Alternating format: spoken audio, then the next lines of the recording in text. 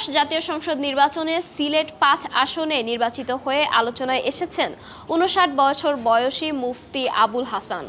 মসজিদের মেম্বার থেকে সরাসরি জাতীয় সংসদে যাচ্ছেন তিনি। মুফতি আবুল হাসান পেশায় একজন ইমাম ও খতিব, পাশাপাশি মাদ্রাসায় শিক্ষকতাও করেন তিনি।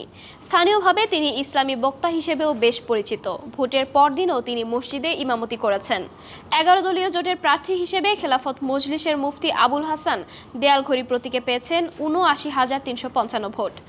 ভিম লিকুইড এখন মাত্র ৫০ টাকা, তেল চর্বি পরিষ্কার করে এক ধোয়াতেই।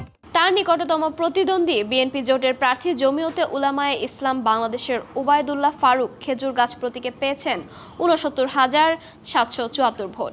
৯,৫৮১ ভোট বেশি পেয়ে বিজয় হয়েছেন আবুল হাসান। মুফতি মোহাম্মদ আবুল হাসান সিলেট জেলা খেলাফত মজলিসের উপদেষ্টার দায়িত্বে রয়েছেন। ১৯৯৩ সালে তিনি শিক্ষকতা পেশায় যুক্ত হন।